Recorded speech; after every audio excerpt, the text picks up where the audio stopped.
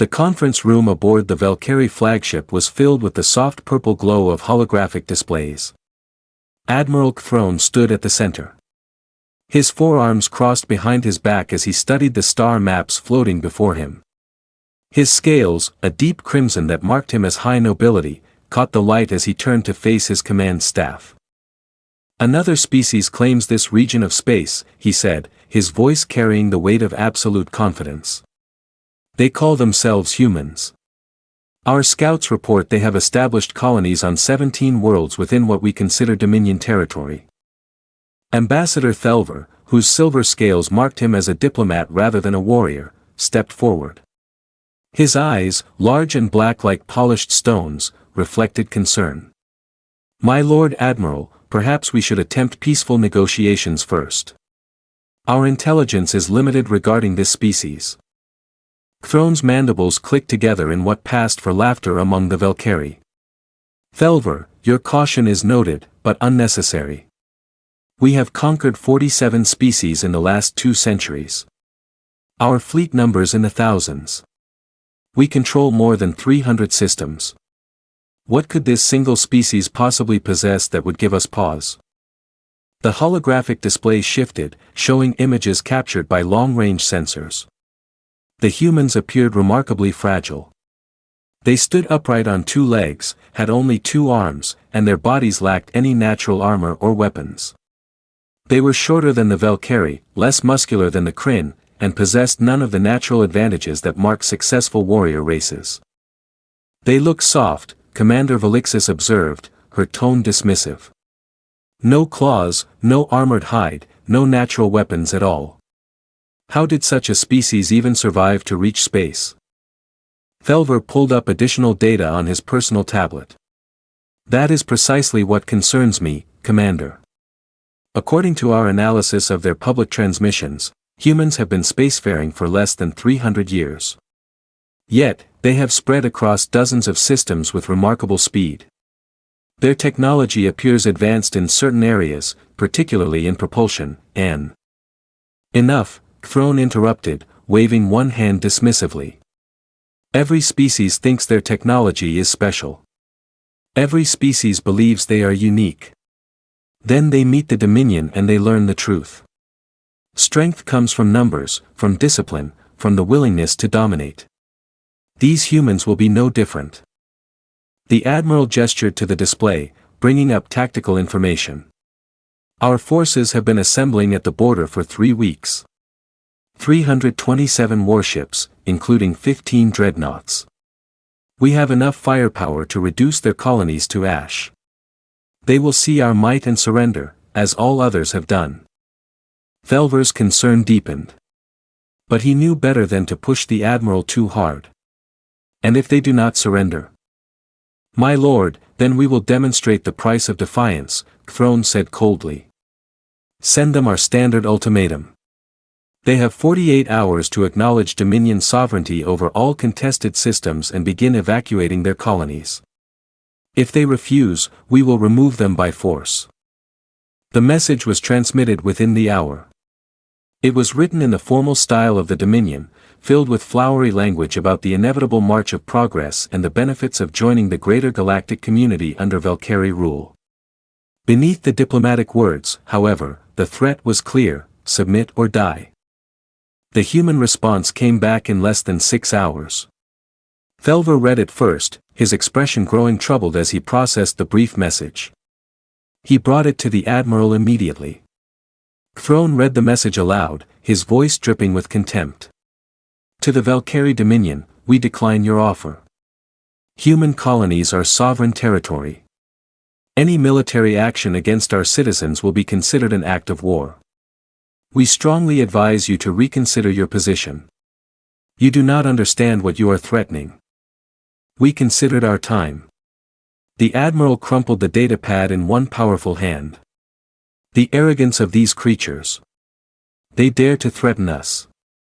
Commander Velixis.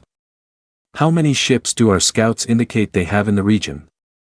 Velixis consulted her tactical display. "Our best estimates suggest no more than 30 vessels. My lord, most appear to be lightly armed patrol craft and transport ships. We have detected no major military installations, no defense platforms, nothing that would pose a credible threat to our fleet. Then we will teach them a lesson in humility, Throne decided. We will not wait the full 48 hours. Target the mining colony on the fourth planet of the system they call New Aberdeen. It is far from their core worlds, but valuable enough to demonstrate our seriousness. A surgical strike. We will destroy their orbital facilities and give them one more chance to surrender before we proceed further. Thelver felt a chill run down his spine. My lord, perhaps we should gather more intelligence first. The humans seemed very confident in their response. What if they have what? Throne turned to face the ambassador fully, his height advantage making the question feel like a physical threat. Hidden fleets, secret weapons. Thelver, you have been a diplomat too long. You see shadows where there is only the posturing of a weak species trying to appear strong. This is a common tactic.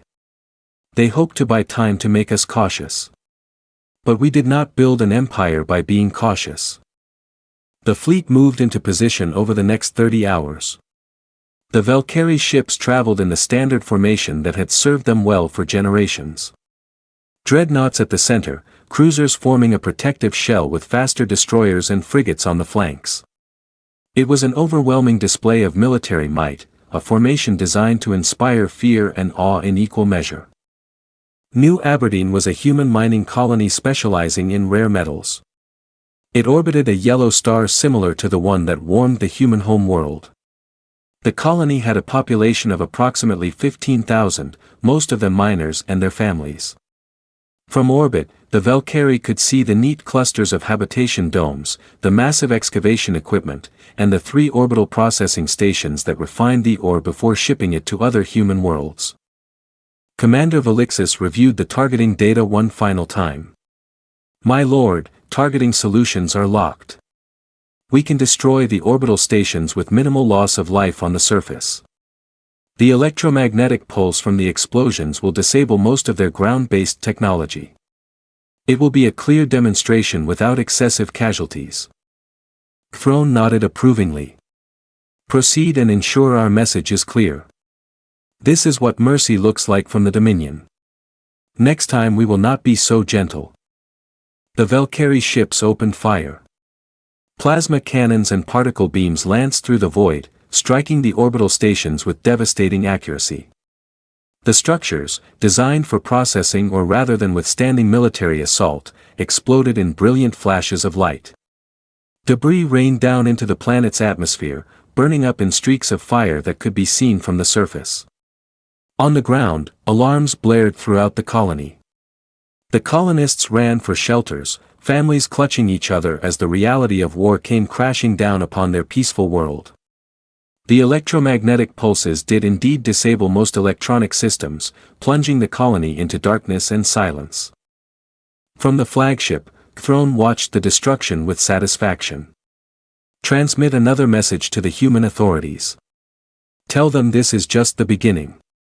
Tell them we will return in 72 hours for their formal surrender. If they refuse, we will target a more populated world. But as the Velcari fleet began to withdraw to a holding position at the edge of the system, something unexpected happened.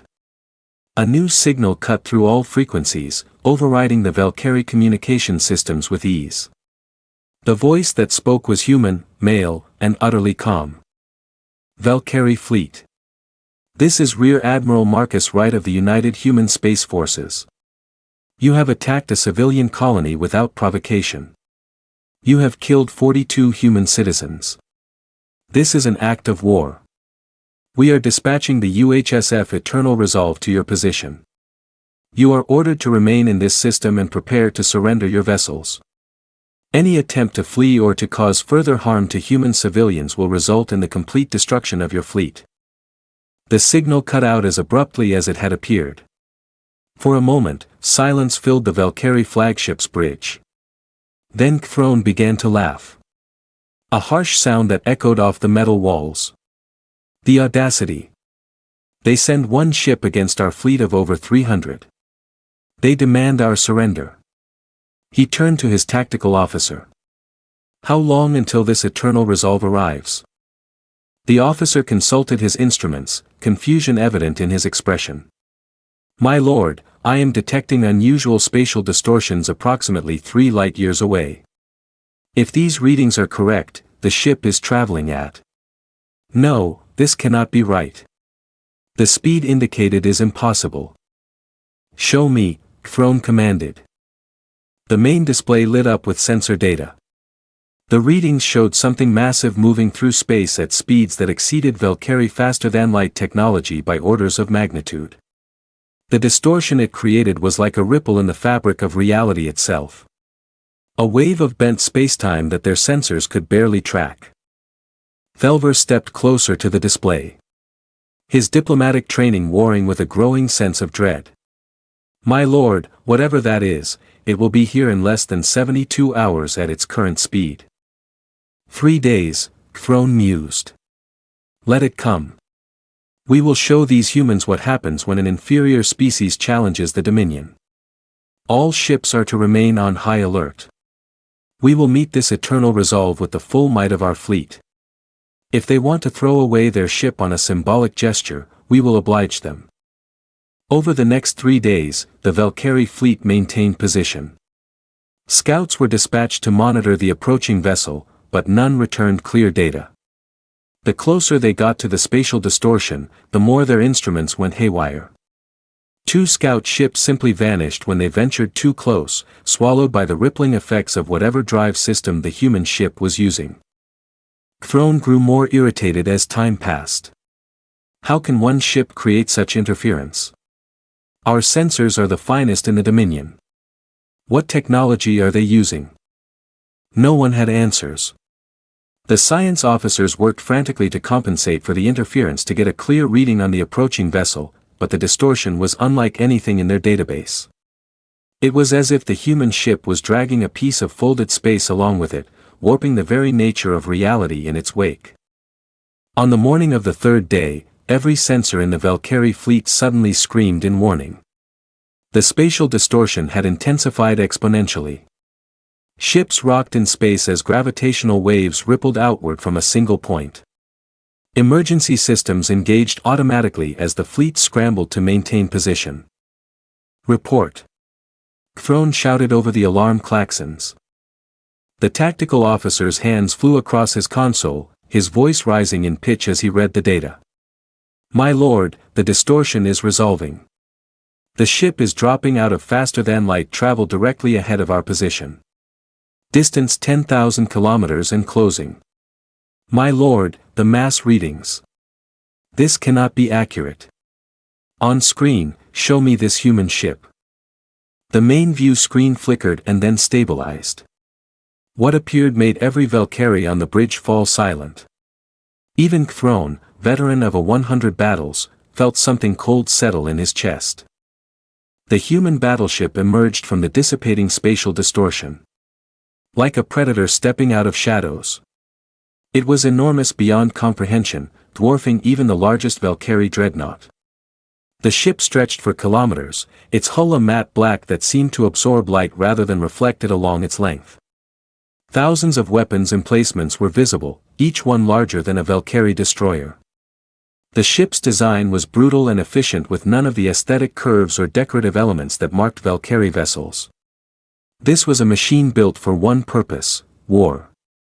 As they watched, the battleship's running lights activated, illuminating portions of its hull. They could see the name etched in letters hundreds of meters tall, Eternal Resolve. Felver's voice came out as barely a whisper. Merciful ancestors, what have we awakened? The human ship hung in space before them, silent and ominous. No immediate attack came. No demands were broadcast. The Eternal Resolve simply sat there, its presence alone more intimidating than any threat could have been. Around it, space seemed to shimmer slightly, as if the ship was wrapped in some kind of protective field that bent light and energy. Commander Velixis broke the silence, her voice shaking slightly. My lord, our tactical computers are attempting to calculate the ship's capabilities based on its energy signature. The power output we are reading exceeds our entire fleet combined. The ship's defensive fields are unlike anything in our technology database. And my lord, we are detecting what appear to be fighter launch bays large enough to deploy craft the size of our cruisers. Throne stared at the screen, his mind racing. His pride warred with the growing realization that he had made a terrible mistake. One ship. The humans had sent one ship, but that ship was a monster that made his fleet look like a collection of toys. The communication system activated again. The same calm human voice from before. Velcari Fleet. This is the UHSF Eternal Resolve. You are surrounded by weapon systems that can destroy your entire force in minutes. This is your only opportunity to surrender. Power down your weapons and prepare to be boarded. You will be taken into custody and returned to your government along with our formal declaration of war. Or you can choose to fight and we will send your wreckage home instead. You have 5 minutes to decide. Choose wisely. The line went dead. 5 minutes. The humans were giving them 5 minutes to surrender an entire fleet to a single ship. The arrogance of it should have been insulting. But as Throne looked at that massive black vessel hanging in space like a sword of judgment, he felt something he had never experienced in his entire military career. He felt fear. The 5 minutes stretched like hours. On the bridge of the Velcari flagship, nobody moved. Every eye was fixed on the massive human battleship that dominated their view screens. The Eternal Resolve simply floated there, patient and utterly confident. Like a predator that knew its prey had nowhere to run. Admiral Throne's mind raced through possibilities. His entire career had been built on the principle of overwhelming force. The Velcari Dominion had always won through superior numbers and coordinated attacks. 300 ships against one should be an easy victory regardless of size difference. But something about this situation felt fundamentally wrong. Tactical analysis, he ordered, his voice steadier than he felt. Give me options for attack patterns. Commander Velixis worked her console, but her movements were hesitant. My lord, our computers are having difficulty generating reliable attack vectors. The human ship's energy signature is interfering with our targeting systems. Additionally, the defensive field surrounding the vessel is reading at power levels that suggest it could withstand significant bombardment. How significant? Velixis swallowed hard.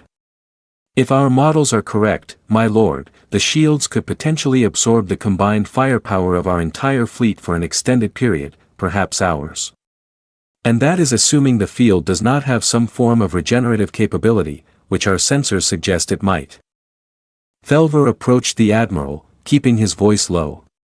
My lord, perhaps we should consider their offer. We could surrender, allow ourselves to be taken into custody, and buy time for the Dominion to prepare a proper response. This is clearly not a typical engagement. Surrender? Throne's voice rose. You suggest I surrender over 300 warships to a single enemy vessel without even testing their capabilities? Do you know what that would do to the Dominion's reputation? Every species we have conquered would see it as weakness. Rebellions would erupt across dozens of systems. Better than losing the entire fleet, my lord, Thelver argued quietly. If we fight and lose, the result is the same, except we will have no survivors to report what we learned. Throne turned away from the ambassador, his jaw set. We will not surrender, but neither will we be reckless. Velixis, prepare the fleet for defensive formation. Delta 7, all dreadnoughts to the front, overlapping shields. We will probe their defenses with a limited strike. Let us see if this human monster can truly stand against Velcari firepower. The fleet began to move. Ships sliding into new positions with practiced efficiency. The 15 dreadnoughts formed the front line, their shields linking together to create a unified barrier. Behind them, cruisers and destroyers arranged themselves for maximum fire coverage. It was a formation designed to concentrate overwhelming firepower on a single target while maintaining strong defensive capabilities. From the bridge of the Eternal Resolve, Captain Elizabeth Chen watched the Velcari fleet reorganize. She sat in her command chair, a simple elevated seat in the center of a bridge that looked more like a war room than the decorated spaces common to alien vessels. Screens covered every wall, displaying tactical data, ship status, and views from hundreds of external cameras. Her crew worked in silence. Each officer focused on their station. "They are not going to surrender," her tactical officer observed. Lieutenant Commander James Park had served with Chen for 7 years and could read enemy behavior patterns with eerie accuracy. "Defensive formation trying to feel us out." "Expected," Chen replied calmly. "They have never faced anything like us. They are operating on assumptions based on their previous conquests. Those assumptions are about to be shattered." "Should we fire a warning shot, Captain?" asked Commander Sarah Mitchell, the ship's executive officer. Chen shook her head. "No warnings. They attacked New Aberdeen. They killed civilians. They made their choice when they opened fire on that mining station. Now they get to learn what it means to wage war against humanity." She activated the fleet-wide communication. "All stations, battle stations, prepare to engage. Rules of engagement are weapons free on my command. Primary targets are the dreadnoughts. Let us show them what real firepower looks like." In the Velcari fleet, sensors detected the change immediately. The Eternal Resolve's power output had just tripled. Energy was flowing to weapon systems that made their sensors scream warnings. The defensive field around the ship intensified, creating a visible shimmer in the space around it. "They are preparing to attack," Velixis shouted. "All ships, raise shields to maximum. Charge weapons. Wait for my command," Throne ordered. "Let them fire first. I want to see what we are dealing with." What happened next would be recorded in Velcari history as the moment their empire learned true fear. The Eternal Resolve did not fire all its weapons at once. That would come later. Instead, Captain Chen ordered a demonstration. A single weapon system activated, one of dozens running along the battleship's port side. It was called a mass driver cannon. Though that simple name did not do justice to its devastating nature.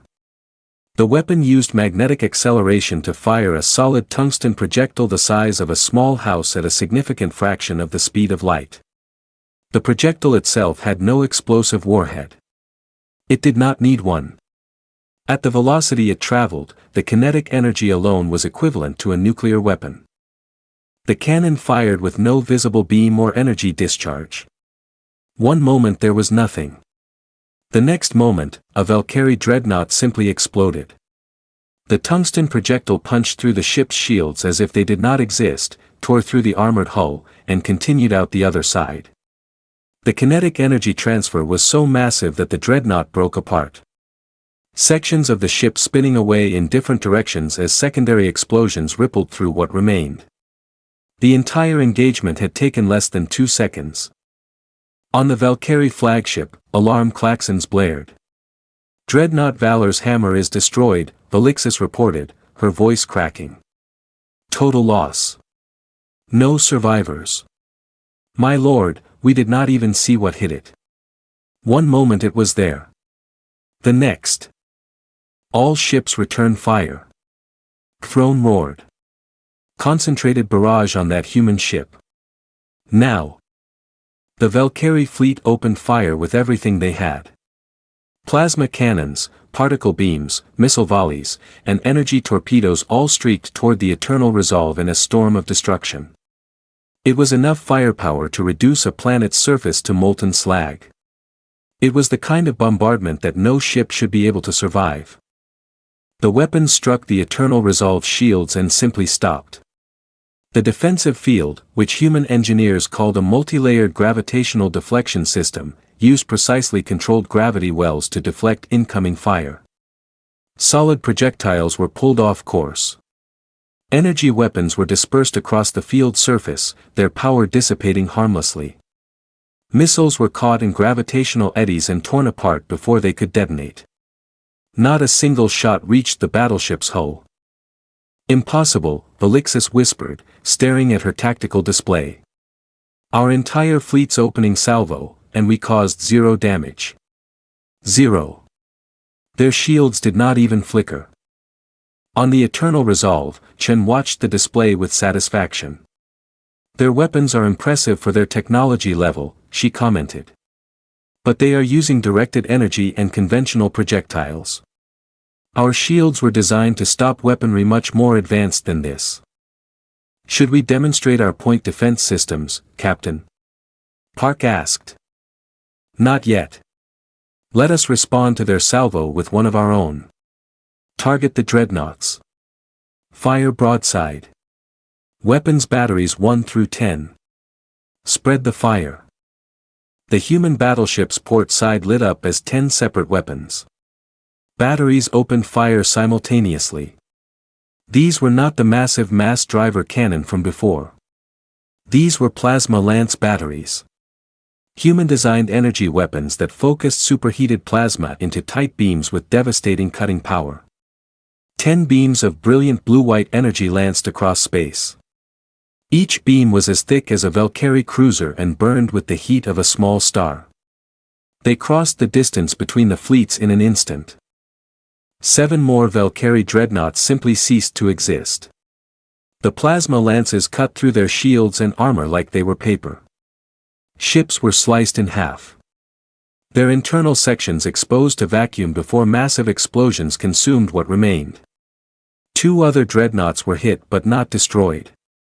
Their shields collapsing and their hulls scored with massive burn scars that vented atmosphere and crew into space. In less than 10 seconds, the Velcari had lost 8 of their 15 dreadnoughts. Pull back. Pull back. Throne was shouting now, his composure cracking. All ships scatter. Do not maintain formation. Evasive maneuvers. But scattering was exactly what Chen wanted them to do. A compact formation, even one taking heavy losses, could still concentrate fire and potentially overwhelm even the Eternal Resolve's powerful shields given enough time. A scattered fleet was just individual targets waiting to be eliminated. They are breaking formation, Mitchell reported. Orders, Captain. Deploy the Javelin frigates, Chen ordered. Along the Eternal Resolve's flanks, massive launch bays opened from within. Smaller ships emerged. The Velcari sensors immediately flagged them as frigates based on their size.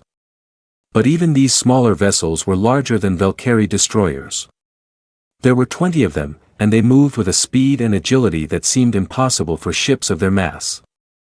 The Javelin-class frigates were humanity's fast attack craft.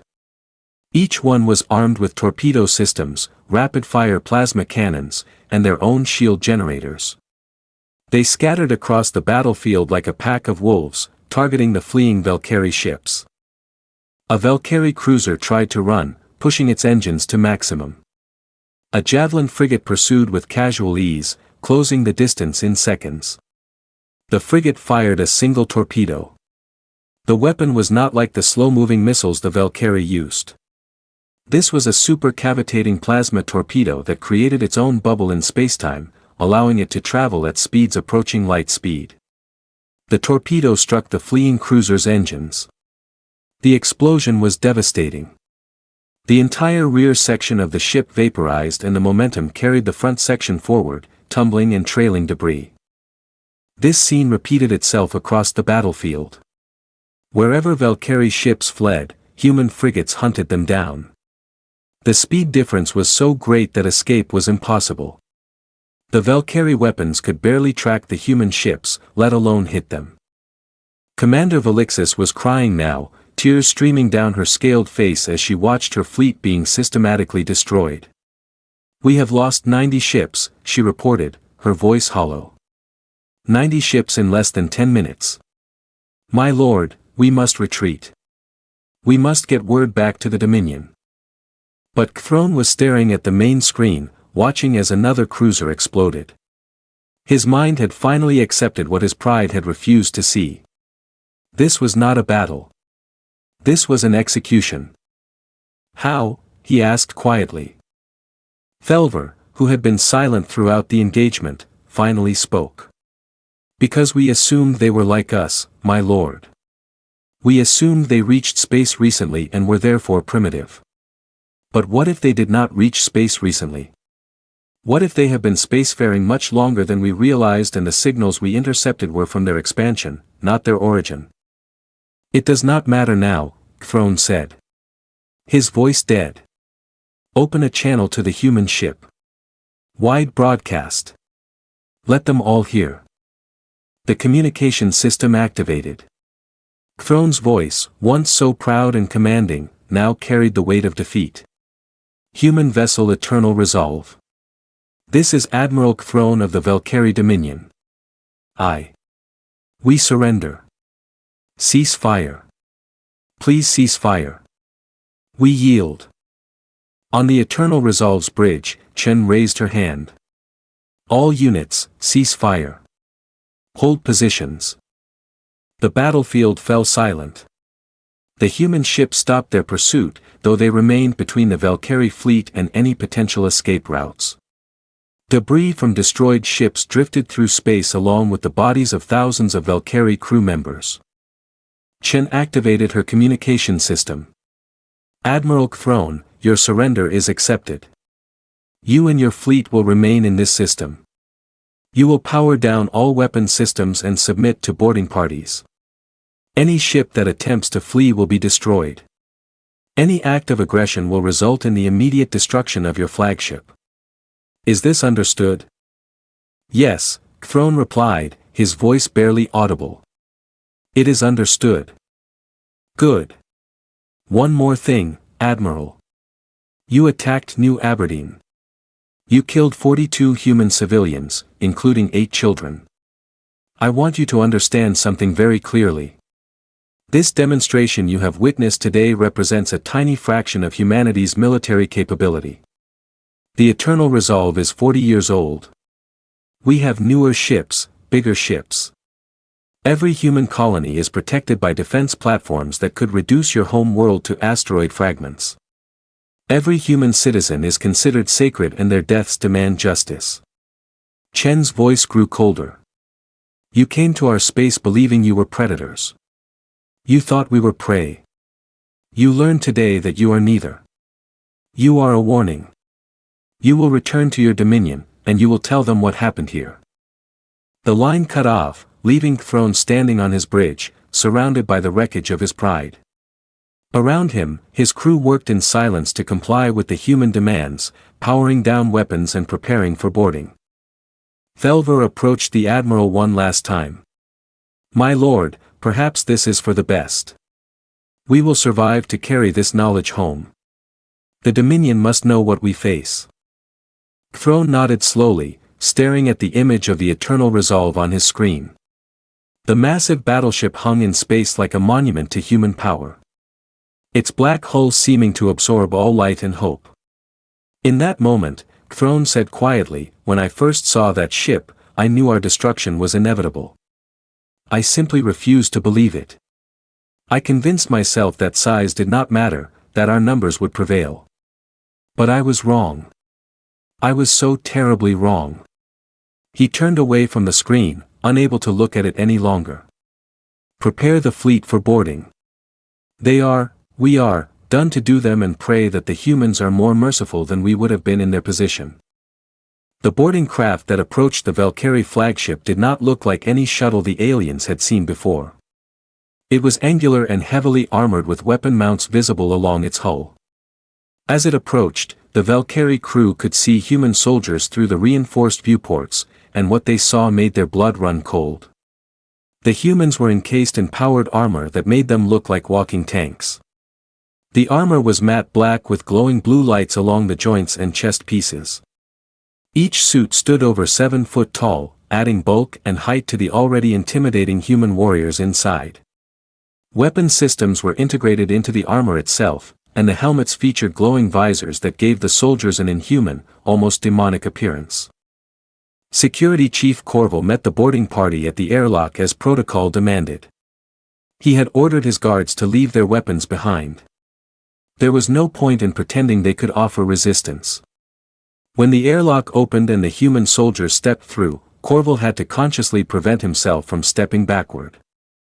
The lead human, identified by slightly different markings on his armor, approached Corval. When he spoke, his voice came through external speakers on the helmet, deep and resonant. I am Sergeant Marcus Reynolds, United Human Marine Corps. You will take me to your command deck immediately. Any delay or deception will be considered an act of hostility. Corval nodded quickly. Of course, this way. We will not resist. As they walked through the ship's corridors, Corval noticed how the human soldiers moved. Despite their size and the obvious weight of their armor, they moved with fluid grace and perfect coordination. Their weapons, massive rifles that looked like they could punch through bulkheads, were held with casual competence. These were not ceremonial guards. These were warriors who had seen real combat. The journey to the command deck took 15 minutes. During that time, Corval noticed other human boarding parties moving through the ship. They were setting up equipment, scanning systems, and cataloging everything. It was methodical and professional. They were not looting or destroying. They were documenting. On the command deck, Admiral Throne stood waiting with his senior staff. Thelver was beside him, as was Commander Velges. The human soldiers fanned out across the deck, taking up positions that gave them clear fields of fire while also allowing them to monitor all entrances. Sergeant Reynolds approached Throne directly. Admiral Throne, I am authorized to inform you that this vessel and your entire fleet are now under the custody of the United Human Space Forces. You and your senior staff will be transported to the Eternal Resolve for formal processing. Your crew will remain aboard their vessels under Marine Guard. Throne managed to maintain some dignity despite the situation. I understand, Sergeant. We will comply. May I ask what will happen to my crew? They will be treated according to the Terran Convention on Military Prisoners, Reynolds replied. They will be housed, fed, and given medical care as needed. They will not be harmed unless they attempt violence. When diplomatic arrangements are complete, they will be returned to Velcari space along with your vessels. And us? Thelver asked, gesturing to the senior staff. You will be interviewed regarding your military capabilities, force dispositions, and strategic intentions. You will be treated fairly, but you will answer questions. After that, you will be returned to your government along with a formal declaration of war and a list of terms for peace. Velixis could not contain her bitterness. You destroyed nearly a third of our fleet in minutes. What more do you want from us? Reynolds turned his helmeted head toward her. We want you to understand. We want your government to understand. We want every species in this region of space to understand that humanity is not to be trifled with. You attacked civilians. That demands a response. But we are not monsters. We could have destroyed your entire fleet. We could have killed every one of you. We chose not to. Remember that. The Admiral and his staff were escorted to the boarding craft. As they lifted off from the flagship, Throne looked out the viewport at his fleet. Human ships were everywhere now, frigates and smaller craft moving between the Velcari vessels. He could see Marines boarding each ship, taking control with the same efficient professionalism. The journey to the Eternal Resolve took only a few minutes, but for Throne, it felt much longer. As they approached the massive human battleship, the sheer scale of it became even more apparent. The boarding craft was heading toward one of the smaller docking bays, and even that bay was enormous, large enough to hold several Velcari destroyers. They landed in a bay that was spotlessly clean and precisely organized. Human crew members moved about their duties with practiced efficiency. Equipment was stowed properly. Safety markings were clearly visible. Everything spoke of discipline and order.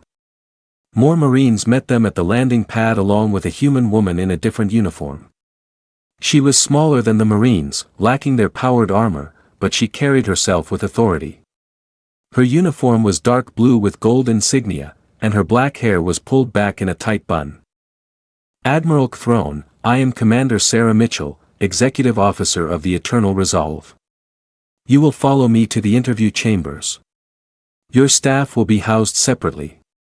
You will be treated with respect, but any attempt at escape or violence will be dealt with severely.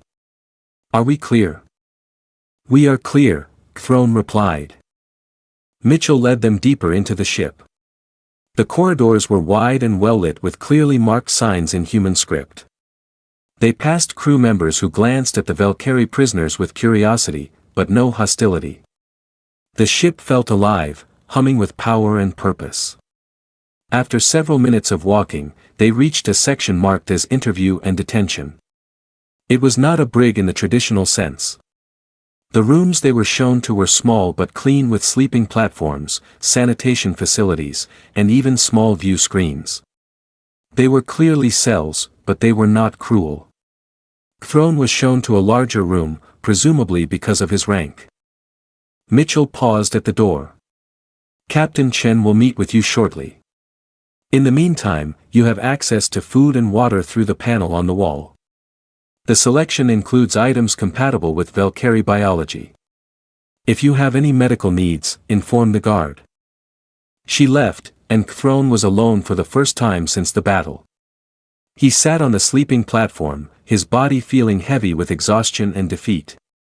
How had it come to this? How had he led 300 ships into such a catastrophic engagement? An hour later, the door opened. Captain Elizabeth Chen entered, followed by Commander Mitchell. Chen was smaller than Throne expected.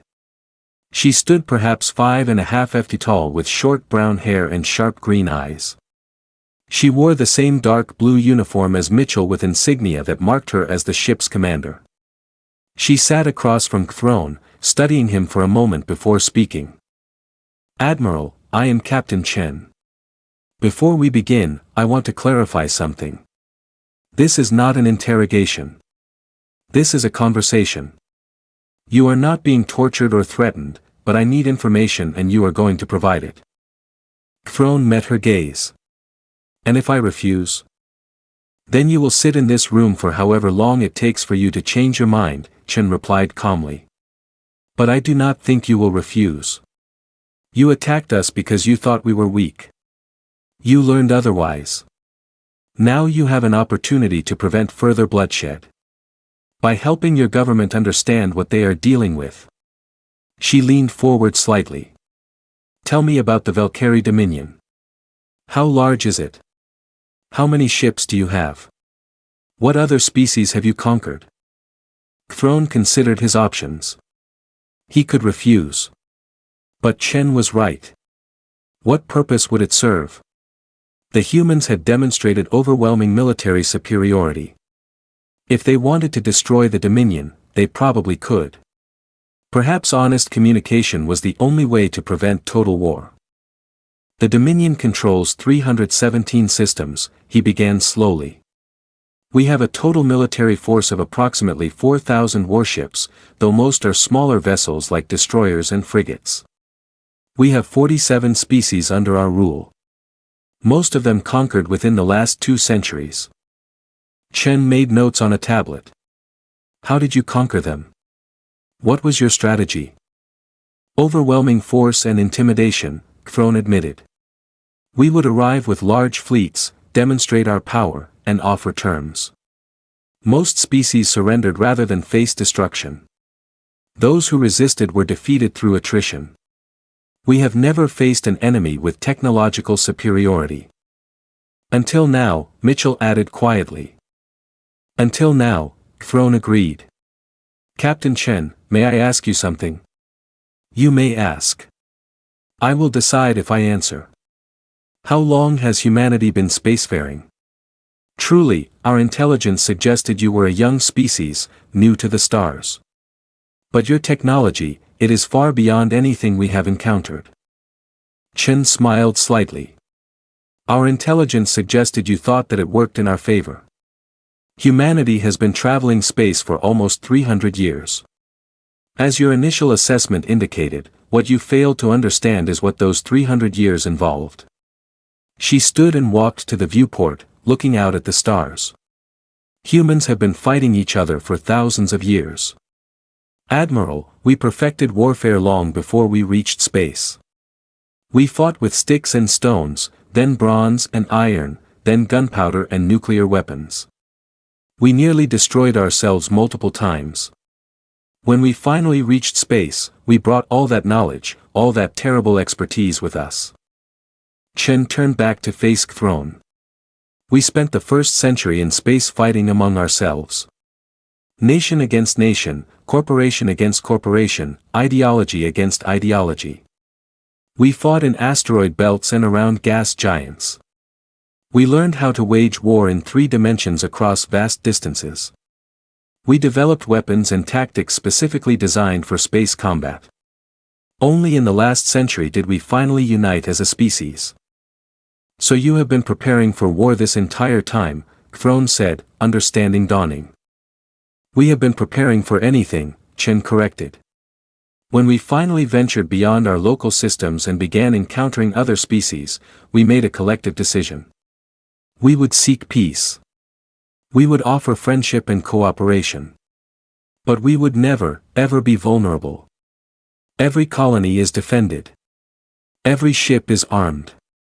Every human citizen knows that their military will respond to threats with overwhelming force. Mitchell added, the eternal resolve is 40 years old. As the captain told you, it is scheduled for decommissioning in 5 years. We have newer battleships now, bigger and more powerful. We have carriers that deploy fighter wings capable of taking on entire fleets. We have planet-side defense platforms that can create energy shields around entire worlds. And all of this is just what we will tell you about. Throne felt a chill run through him. You are saying that what you showed us today was restrained? We used approximately 7% of this ship's weapons capacity, Chen confirmed. We deployed 20 frigates when we have hangar space for 100. We used our oldest and most basic tactics. And we still destroyed a third of your fleet in minutes. She sat back down, her expression serious. I am not telling you this to be cruel. Admiral, I am telling you this because I need you to carry a message back to your government. Humanity does not want war with the Velcari Dominion. We do not want to conquer your worlds or subjugate your people, but we will not tolerate attacks on our civilians. You crossed a line at New Aberdeen. People died because of your decision. I understand, Throne said quietly. What are your terms? You will return to your government with a full report of what happened here. You will include tactical data showing the engagement, sensor logs, everything. You will make it clear that resistance is futile. Then your government will receive our official demands. Chen pulled up a document on her tablet and displayed it so Throne could read. First, the Velcari Dominion will formally apologize for the attack on New Aberdeen and pay reparations to the families of those killed. Second, the Dominion will immediately cease all military expansion and withdraw from any systems where indigenous species are resisting your rule. Third, you will release detailed information on all species under your control, their locations, and their status. Fourth, you will agree to human observers being stationed in your territory to ensure compliance with these terms. And if we refuse? Throne asked. Then we will enforce these terms militarily, Chen said simply. We will blockade your worlds. We will destroy your military infrastructure. We will not kill civilians if we can avoid it, but we will destroy your ability to wage war. And if your government is particularly foolish, we will remove them and install a new one that is willing to cooperate. The Admiral closed his eyes, feeling the weight of his failure. He had destroyed so much with his arrogance. His fleet was scattered and captured. His people would face the consequences of his hubris. And the Dominion, the mighty Dominion that had conquered dozens of species, was now at the mercy of humans. I will deliver your message, he said finally. I will tell them everything. I will recommend immediate compliance with your terms. Good. Chen stood. You will be held here until we establish contact with your government. Your crew is safe.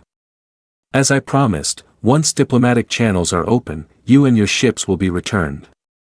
But remember this, Admiral. We are being merciful because we choose to be. Do not mistake mercy for weakness. Do not test us again. She left with Mitchell and Throne was alone once more. He looked out the viewport at the stars, wondering how he would explain this to the Dominion Council.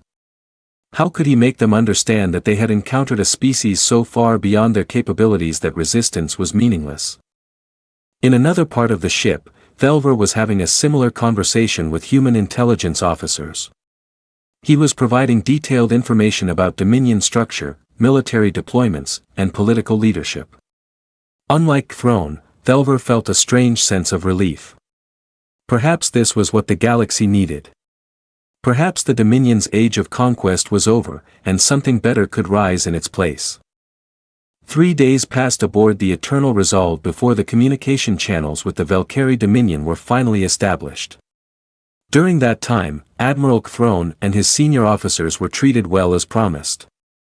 They were fed, allowed to rest, and given access to basic amenities, but they remained prisoners, and the weight of that reality pressed down on them constantly. On the 4th day, Commander Mitchell came to Throne's quarters. "Admiral, we have established contact with your government. The Dominion Council wishes to speak with you. Captain Chen will be present during the conversation along with human diplomatic staff. You will be allowed to give your report, but we will be monitoring everything said." Throne followed Mitchell to a communications room. It was a large space with a central holographic projector and several observation stations. Captain Chen was already there along with 2 other humans in different uniforms. One was a woman with gray hair and formal diplomatic attire. The other was a man in military uniform with more elaborate insignia than Chen wore. "Admiral Throne," the woman said, extending her hand in the human gesture of greeting. "I am Ambassador Sarah Martinez representing the United Human Government. This is Admiral Marcus Wright, commander of the Human Third Fleet." Throne recognized the name. Wright was the human who had sent the warning before the Eternal Resolve arrived. He was taller than Chen with short gray hair and a weathered face that spoke of long years in military service. His eyes were hard and calculating. "The connection is ready," a technician announced. The holographic projector activated, and suddenly the room was filled with the images of the Velcari Dominion Council. There were 7 of them representing the 7 major clan families that ruled the Dominion. Supreme Counselor Varth sat at the center, his golden scales marking him as the highest authority. His face showed barely controlled rage. "Throne." Vartha's voice boomed through the speakers. "You were sent with 327 ships to secure a handful of primitive colonies. Instead, you have allowed over 100 vessels to be destroyed and the remainder captured. Explain yourself." Throne felt his shame deepen, but he forced himself to speak clearly. "Supreme Counselor, honored council members, what I am about to report will sound impossible. I ask that you review the tactical data we are transmitting alongside this conversation. The species we encountered is not primitive. They are far more advanced than any species the Dominion has ever faced." He took a breath and continued. "The humans sent a single ship to engage our fleet. That ship, the Eternal Resolve, is larger than one of our city stations. Its weapons destroyed 8 of our dreadnoughts in the first exchange. Its shields absorbed our entire fleet bombardment without taking damage. When we attempted to flee, they deployed smaller vessels that hunted down our ships with ease. The battle lasted less than 15 minutes before I surrendered to prevent total annihilation." The council chamber erupted in angry voices. Councilors shouted over each other, demanding explanations, calling Throne a coward and a liar. Only Varth remained silent, his eyes fixed on Throne with an intensity that was somehow more frightening than the other's anger. Finally, Varth raised one hand and the chamber fell silent. "You claim a single ship defeated our fleet. Throne, I have known you for 40 years. You have never been a coward, so I will not immediately assume you are lying. But you must understand how incredible this sounds." "I understand, Supreme Counselor," Throne replied. "That is why I am transmitting full tactical data, sensor logs, visual recordings, everything. Review it and you will see that I speak the truth." Ambassador Martinez stepped forward. "Supreme Counselor, I am Ambassador Sarah Martinez of the United Human Government. I am here to deliver a formal message to the Velcari Dominion. Your forces attacked a human civilian colony without provocation. This constitutes an act of war. However, humanity does not wish for further conflict if it can be avoided. Vartha's attention shifted to Martinez. And what do you want, human ambassador? We want peace, Martinez said simply. But peace on our terms. Your admiral has been given a list of requirements. They are non-negotiable. If you comply, we will return your ships and your people. If you refuse, we will enforce compliance through military action. Another counselor, a female named Silvara, spoke up. You speak boldly for a species we have never heard of until recently. Even if your story is true, even if you have one powerful ship, the Dominion has thousands of vessels. We have conquered 47 species. We control hundreds of worlds. You cannot threaten us. Admiral Wright stepped forward at this. His voice was cold and hard as steel. Counselor, let me be very clear. The Eternal Resolve is one ship, one of many. Humanity has 32 battleships of similar or greater capability. We have 200 cruisers, over 1,000 frigates, and countless smaller vessels. We have defense platforms protecting every colony, weapons, satellites, and automated defense systems. We have been preparing for war since before your species achieved space flight. He activated a holographic display showing various human military assets. Ships of different sizes and designs appeared, rotating slowly for the council to see. This is the Indomitable, our newest battleship class. It is twice the size of the Eternal Resolve with 4 times the firepower. This is the carrier Endeavor, which deploys 300 fighter craft, each one capable of destroying ships the size of your cruisers. These are our orbital defense platforms which can create energy shields strong enough to protect entire planets from bombardment. The council watched in silence as the display continued. Finally, Varth spoke again, his voice much quieter now. If what you show us is real, then war between our peoples would be catastrophic for the Dominion. It would, Wright agreed. Which is why we are offering you a choice. Accept our terms, which are actually quite reasonable given the circumstances, or face military action. We do not want to destroy the Dominion.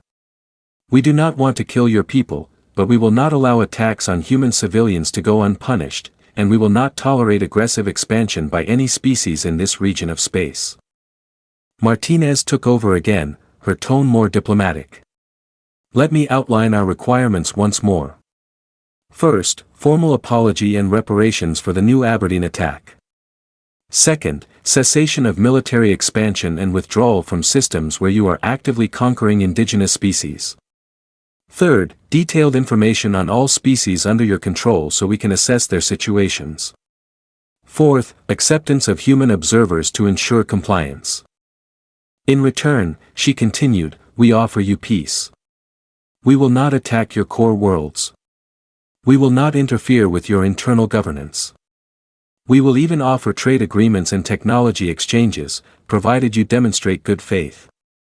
Think of this not as defeat, but as an opportunity to transform the Dominion into something better.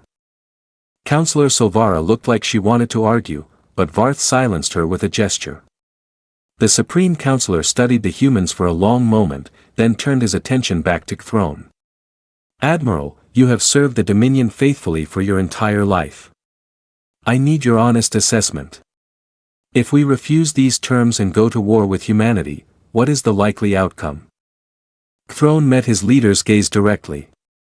Supreme Counselor. I watched our finest ships torn apart like they were made of paper. I saw weapons that make our most advanced systems look primitive.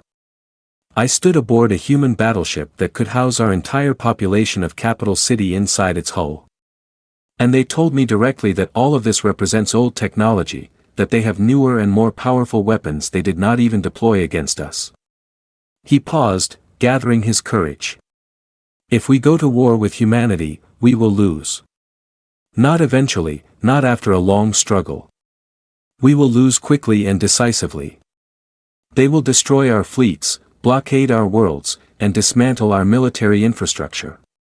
They might be merciful and spare civilians, or they might not. But the Dominion, as we know it, will cease to exist. The council chamber fell completely silent. Several councillors looked shocked. Others looked angry. Varth simply looked tired. Admiral Wright, Varth said. If we were to agree to your terms, how would the process work? Wright's expression softened slightly. First, you would make a formal declaration accepting the peace terms. Then we would begin the process of returning your captured ships and crews. Human observers would be stationed at agreed-upon locations within your territory. We would establish regular diplomatic contact and begin discussing the specifics of your withdrawal from conquered territories. The withdrawal will take time, Varth noted. Some of the species we control have no functional government of their own anymore. Simply abandoning them would cause chaos. We understand that, Martinez said. We are not asking you to create chaos. We are asking you to begin a process of decolonization. Work with the species under your control to establish independent governments. We will provide assistance if needed. The goal is not to punish the Dominion, but to create a more stable and peaceful region of space. Thelver had been brought to the communications room as well, standing in the background. Now he stepped forward. Supreme Counselor, may I speak? Varth looked surprised but nodded. I have spent the last 3 days talking with human diplomatic staff, Thelver said. I have learned much about their history and their philosophy. They are not conquerors. They do not seek to dominate others, but they are absolutely committed to protecting their own people and preventing others from aggressive expansion. What they offer us is not surrender but transformation. The Dominion could become a legitimate government respected by other species rather than an empire maintained by fear. Silvara interrupted. You speak as if you have been converted to their cause. Thelver, have you forgotten your loyalty to the Dominion? I have not forgotten, Thelver replied calmly. I am thinking of what is best for our people. Continuing our current path will lead to war with humanity and we will lose. Accepting their terms gives us a chance to survive and perhaps even prosper. Varth raised his hand again, silencing the brewing argument. He looked at each of his fellow counselors in turn, then back at the humans. We will need time to discuss this among ourselves. Give us 1 cycle to deliberate and we will provide our answer. 24 hours, Wright said. You have 24 hours. If we do not receive an acceptable response in that time, we will assume you have chosen war and we will act accordingly. The connection terminated, leaving the humans and their prisoners in the communications room. Throne felt drained as if the weight of the entire conversation had been pressing down on him physically. Captain Chen approached him. You gave them good advice, Admiral. Let us hope they are wise enough to take it. If they are not? Throne asked quietly. Then a lot of people on both sides will die unnecessarily, Chen replied. War is always wasteful. It solves problems through destruction rather than construction. But if your government forces our hand, we will do what we must. The next 24 hours were the longest of Throne's life. He was returned to his quarters, where he could do nothing but wait and think about what would happen. Would the council accept the terms, or would pride and tradition drive them to reject humanity's offer? He thought about his family back on the home world, his mate, his offspring, his clan brothers. If war came, would they be safe? The humans claimed they did not target civilians, but war had a way of spreading destruction far beyond military targets. He thought about the 47 species under Dominion control. Many of them had been conquered during his career. He had led fleets that destroyed their defenses and forced their surrender. He had believed, truly believed, that he was bringing them into a greater civilization. Now he wondered if he had simply been a tool of oppression. Finally, with just 1 hour remaining in the deadline, Commander Mitchell came to his quarters. Admiral, the Council has transmitted their response. Captain Chen wants you present when we review it. Throne followed her back to the communications room. The human command staff was already assembled. Captain Chen stood at the center reading from a data tablet. She looked up as Throne entered. Your council has accepted our terms, she announced. The Dominion formally apologizes for the attack on New Aberdeen and agrees to pay reparations. They commit to ceasing military expansion and beginning a process of decolonization. They agree to human observers and diplomatic presence within Dominion space. Throne felt relief wash over him. They agreed to everything. There are some caveats and requests for clarifications, Ambassador Martinez said, stepping forward with her own tablet. They want to negotiate the specific timeline for withdrawal from various systems. They want assurances about non-interference in their internal affairs. They want to discuss the scope and authority of human observers. But the core elements are accepted. This is good news, Admiral Wright said. It means we can avoid further bloodshed. Admiral Throne, your ships will be returned to you within the week.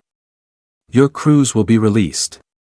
You and your senior staff will be transported back to Dominion space along with our diplomatic team to begin formal negotiations. Throne bowed his head in acknowledgement. Thank you, Admiral, and I am sorry for what happened at New Aberdeen. It was wrong. Chen walked over to stand in front of him. Admiral, war makes monsters of us all sometimes. What matters is what we do after. You convinced your council to choose peace. That took courage. Remember that. Over the next several days, preparations were made for the return of the Velcari fleet. Human marines withdrew from the captured ships, leaving them under the control of their original crews. Supplies were provided, repairs were made to damaged vessels, and detailed instructions were given for the journey home. The day before departure, Throne was given a tour of the Eternal Resolve by Captain Chen herself. She showed him the massive hangar bays, the engineering sections that powered the great ship, the weapons batteries that had destroyed his fleet so easily.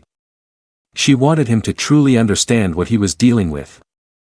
This ship is scheduled to be decommissioned, Chen told him as they stood in one of the observation decks, looking out at the fleet of Velcari vessels preparing to depart.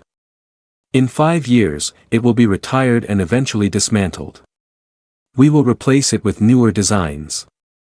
That is how quickly human military technology advances. A sobering thought, Throne replied. Captain, may I ask you something personal? You may ask. Do you enjoy this? The power, the ability to destroy any enemy with ease? Chen was quiet for a moment. No, Admiral. I do not enjoy it. I am a soldier because someone needs to be. I command this ship because I am good at it. But I would much rather live in a universe where such weapons were unnecessary. Every time I give the order to fire.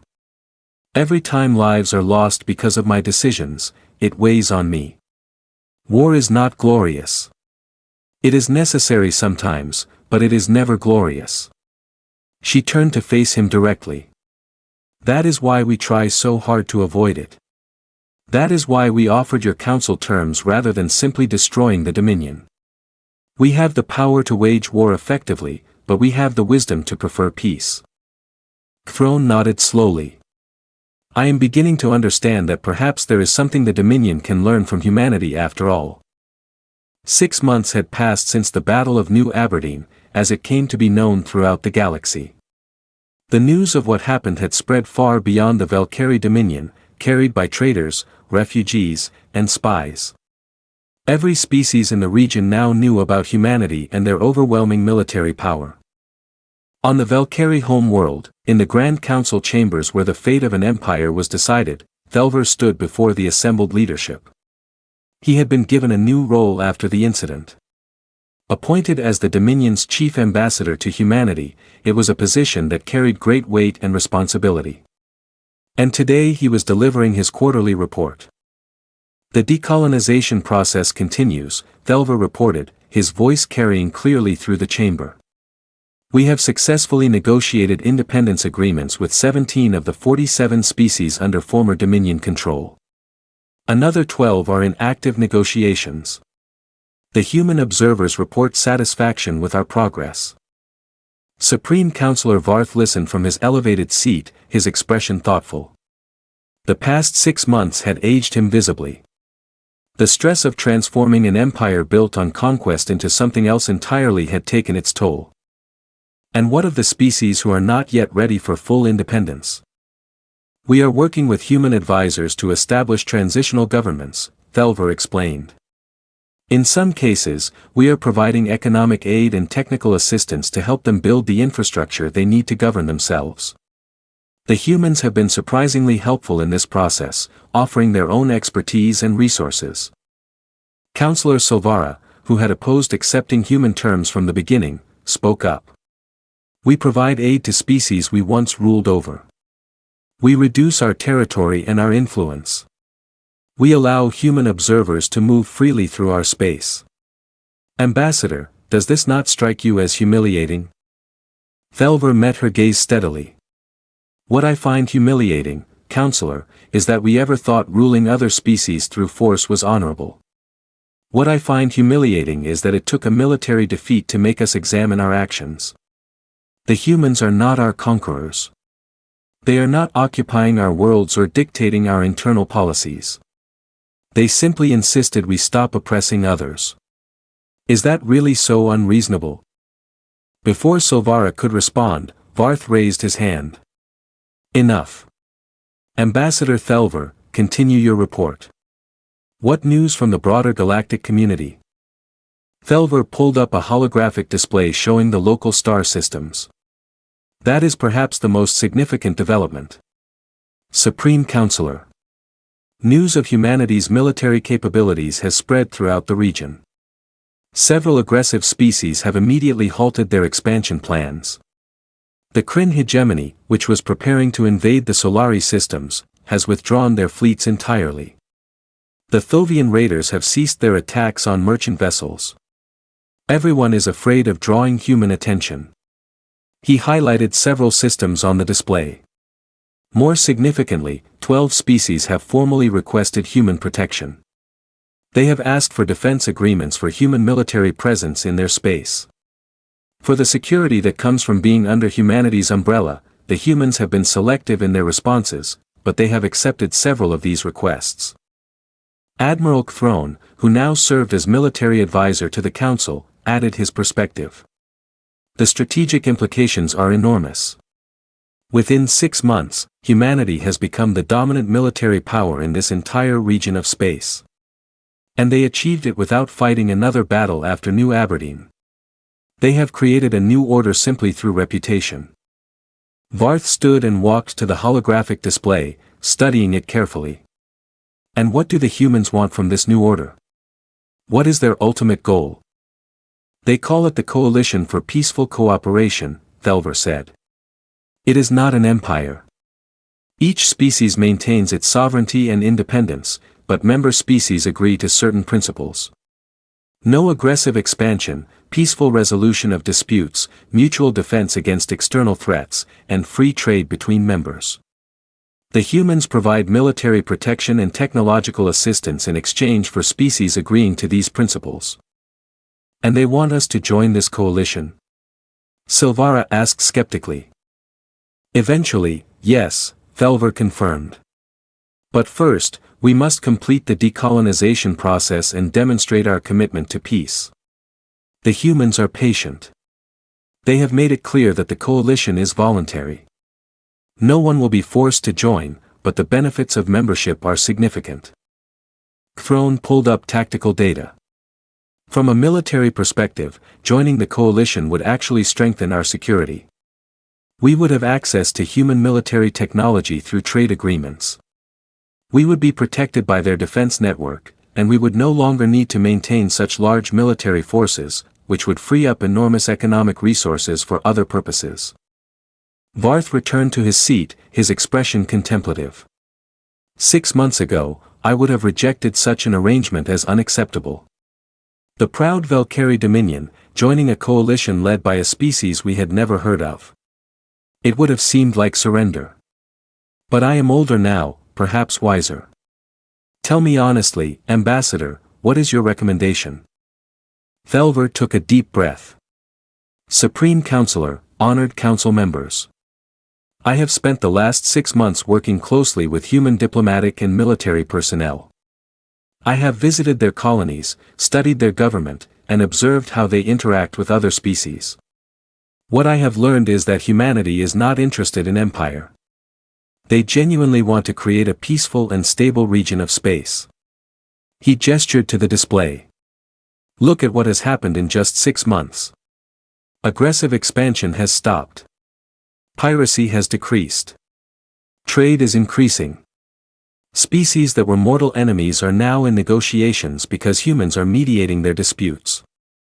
The humans have brought order to chaos. And they did it not through conquest, but through strength combined with restraint. My recommendation, Thelver continued, is that we embrace this new reality. We complete the decolonization process with full commitment. We apply to join the coalition as soon as we are eligible. We transform the Dominion from an empire built on conquest into a legitimate government that other species respect. This is not defeat. This is evolution. The council chamber erupted in discussion. Some councillors supported Thelver's recommendation enthusiastically. Others remained skeptical.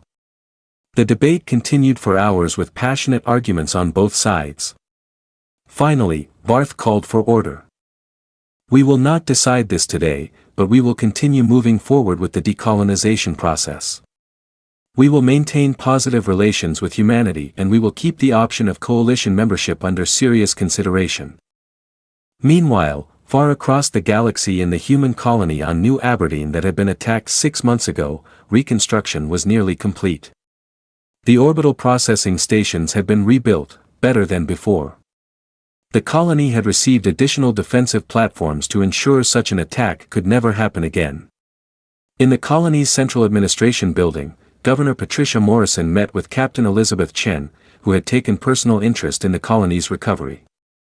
Chen had visited several times over the past months, checking on the reconstruction and meeting with the families of those who had died in the attack. The memorial will be completed next week, Morrison said, showing Chen the plans. 42 names engraved in stone with a view of the stars they lived and died under. It is important that we remember. Chen studied the memorial design with approval. It is important and it is important that the rest of humanity remembers, too. What happened here was not your fault, Governor, but it was the spark that changed everything. Do you ever wonder if we overreacted? Morrison asked quietly. The Velcari killed 42 people, and we responded by destroying over 100 of their ships.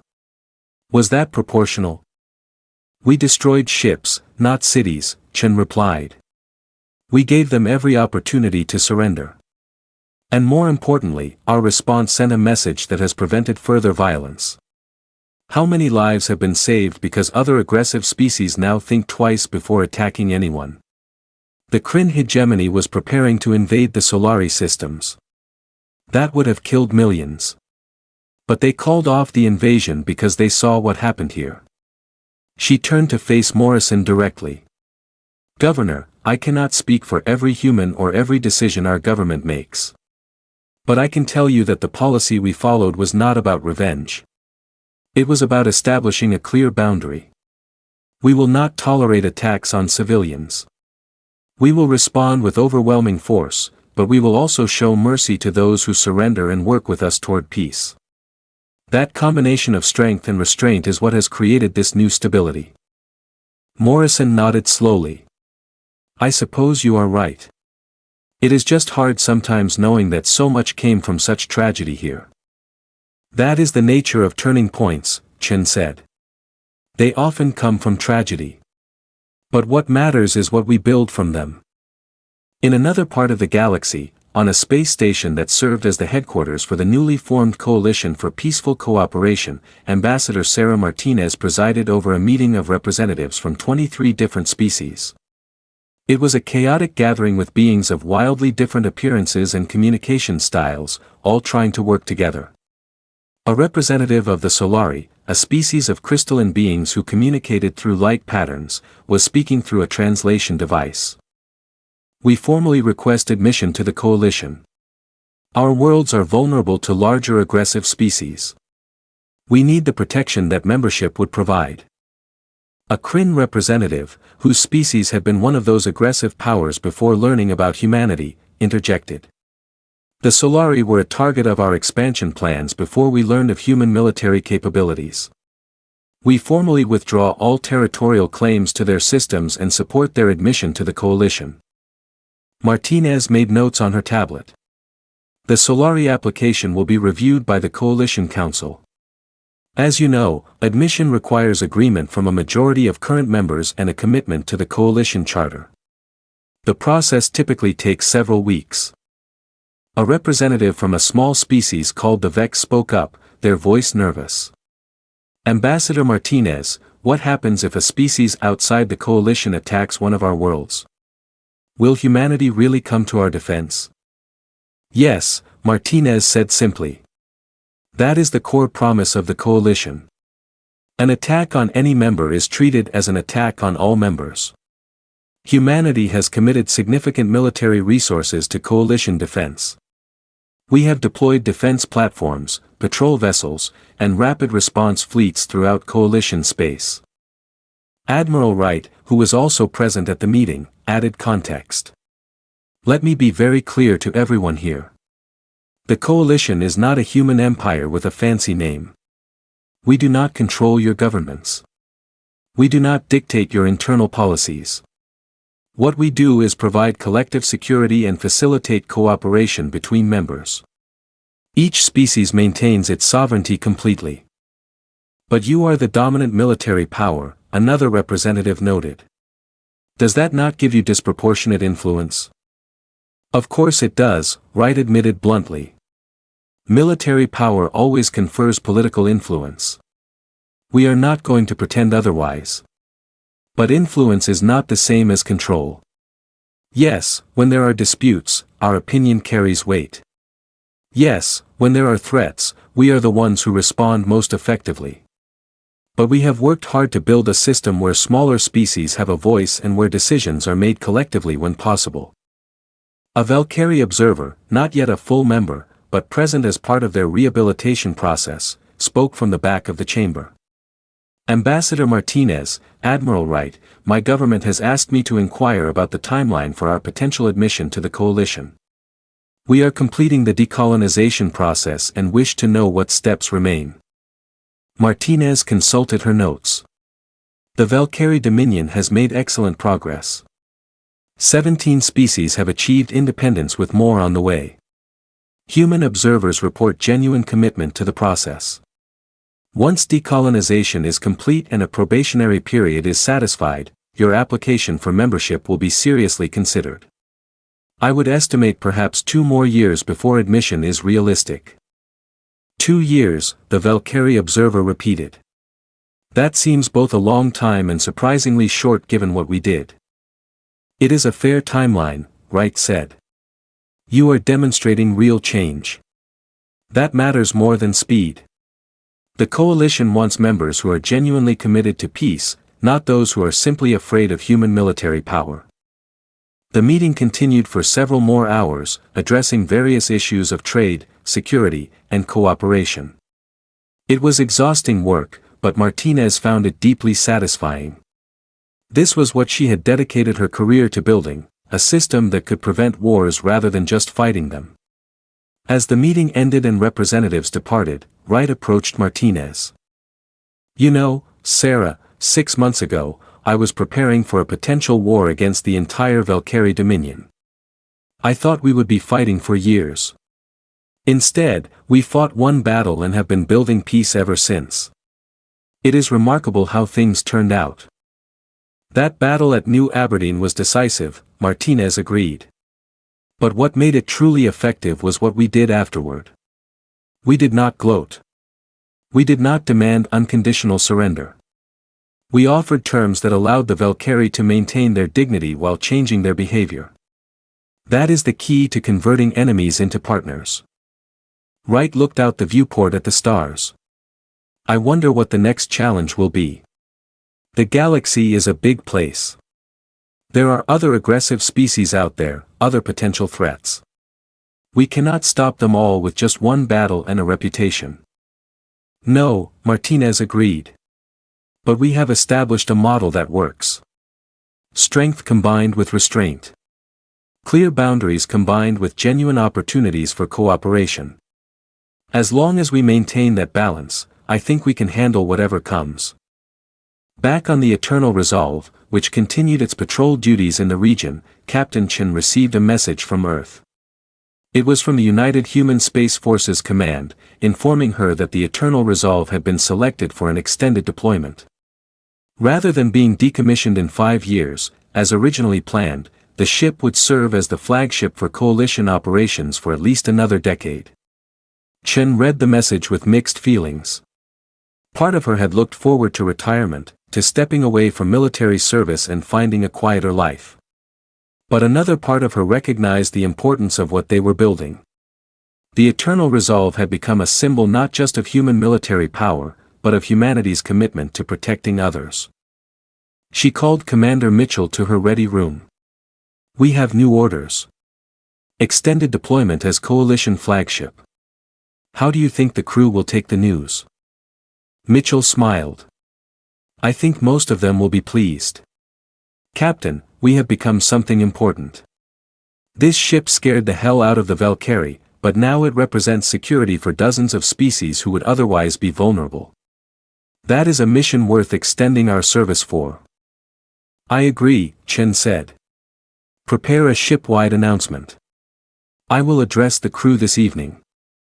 That evening, Chen stood on the bridge and activated the internal communication system. Her image and voice were broadcast to every section of the massive ship, reaching the thousands of crew members who kept the Eternal Resolve operational. This is the captain, she began. 6 months ago, we engaged the Velcari fleet at New Aberdeen. It was a decisive victory that demonstrated human military superiority and prevented a wider war. But what has happened since that battle is more important than the battle itself. We have helped build something new in this region of space. A coalition of species working together for mutual defense and peaceful cooperation. She paused, looking around the bridge at her officers. I have just received orders extending our deployment. The Eternal Resolve will serve as the coalition flagship for at least 10 more years. I know some of you may have hoped for different assignments, for transfers back to Earth, for an end to long patrol duties, but I am asking you to embrace this mission. We are not just a warship anymore. We are a symbol of what humanity represents. Strength, protection, and the willingness to stand up for those who cannot stand up for themselves. Our presence here prevents wars, she continued. Our reputation stops aggressive species from preying on weaker ones. Our commitment to the coalition creates stability where there was chaos. This is important work, perhaps the most important work any of us will ever do. I am proud to serve with you and I am proud of what we have accomplished together. The ship-wide system crackled with applause and cheers from various sections. The crew, it seemed, understood the importance of their mission. On the Velcari home world, former Admiral Throne sat in his private quarters, writing in a journal that would later be published and become required reading in Velcari schools. He wrote about his experiences, about the battle, about meeting the humans, and about the lessons he had learned. He wrote, in that moment, when I first saw their battleship, when the Eternal Resolve dropped out of faster-than-light travel and hung in space before our fleet like a dark god of war, I knew our destruction was inevitable. I knew that everything we had built, everything we believed about our dominance was about to be shattered. But I was wrong about what that destruction would mean. Yes, they destroyed our ships. Yes, they shattered our military power and forced us to change our ways. But they did not destroy us as a people. They did not conquer our worlds or enslave our population. Instead, they destroyed our arrogance. They destroyed our belief that might makes right. They destroyed our empire. But in doing so, they gave us the chance to become something better. 6 months later, I look at what the Dominion is becoming. And I feel something I never expected. Hope. We are releasing species we once conquered. We are building relationships based on cooperation rather than domination. We are learning to be part of a community rather than rulers of an empire. This transformation is painful, but it is necessary. The humans taught us that true strength is not just the ability to destroy, but the wisdom to show restraint. They could have annihilated us. They chose mercy instead. And in that mercy, they gave us the opportunity to evolve into a civilization we can actually be proud of. He paused in his writing, looking out his window at the stars. Somewhere out there, the Eternal Resolve continued its patrol. Somewhere out there, human ships protected species who would otherwise be vulnerable. Somewhere out there, the new order that had begun with one devastating battle continued to grow and strengthen. Throne returned to his journal and wrote one final entry for the day. They say that history is written by the victors, but sometimes the truly remarkable victors are those who win not just battles but the peace that follows. Humanity won both, and in doing so they changed our entire region of the galaxy. We saw their battleship, and in that moment we knew our old way of life was ending.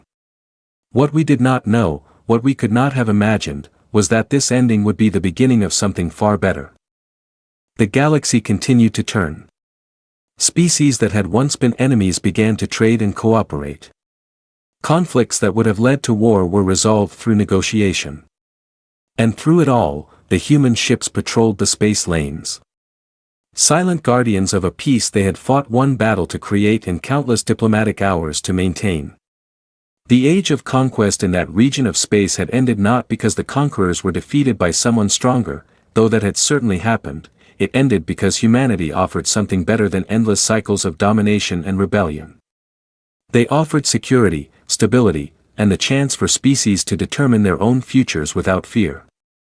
And it had all begun with one human battleship dropping out of faster-than-light travel, its massive hull blocking out the stars, its weapon systems primed but restrained, its crew ready for war, but hoping for peace. The Velcari had glimpsed that ship and known their destruction was clear. What they had not known, could not have known, was that their destruction would be the foundation of their salvation.